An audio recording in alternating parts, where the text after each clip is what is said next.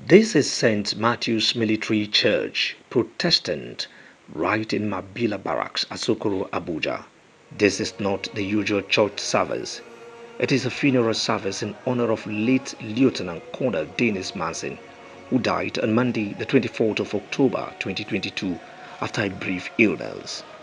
Family members, loved ones, colleagues, and well-wishers are all gathered here wearing long faces over the demise of a young and vibrant military officer who was to attain the highest peak of his career before the unknown visitor came knocking.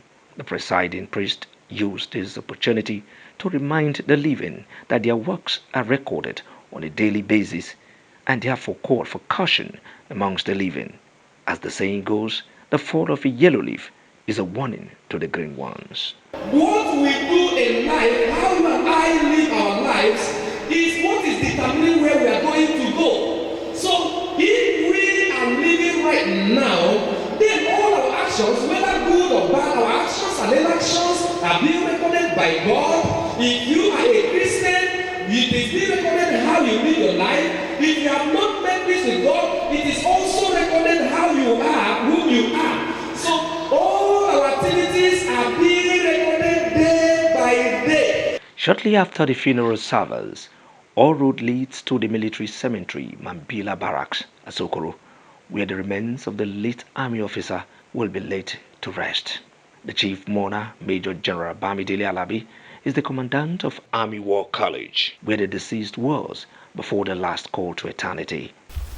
On behalf of Chief of Army Staff, Lieutenant General Farouk Yahya, I want to present this national flag to you in appreciation of the meritorious and distinguished service of your late husband, Lieutenant Colonel Dennis Manson. Late Lieutenant Colonel Dennis Manson was described by the Nigerian Army as a committed, brilliant, and loyal officer. The late senior officer was brilliant, resourceful, hardworking officer. He was disciplined, confident, and diligent professional who served with integrity and consistent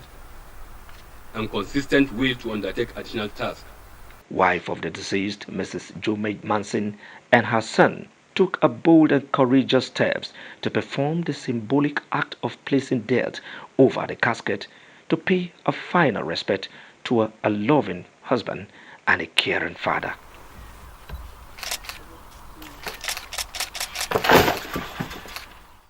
A three-gun salute was fired as a symbol of respect to a gallant army officer. Present!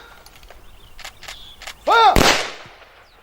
The demise of late Lieutenant Colonel Dennis Manson will be felt by all, especially his immediate family members. The news came to us as a shock and as a surprise.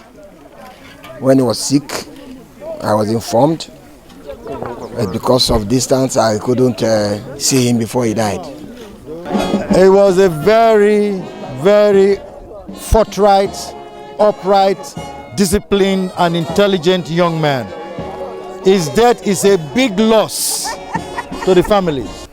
My late brother is an epitome of humility. We, the family, have lost a great gem in the family, and we deeply regret this deep loss.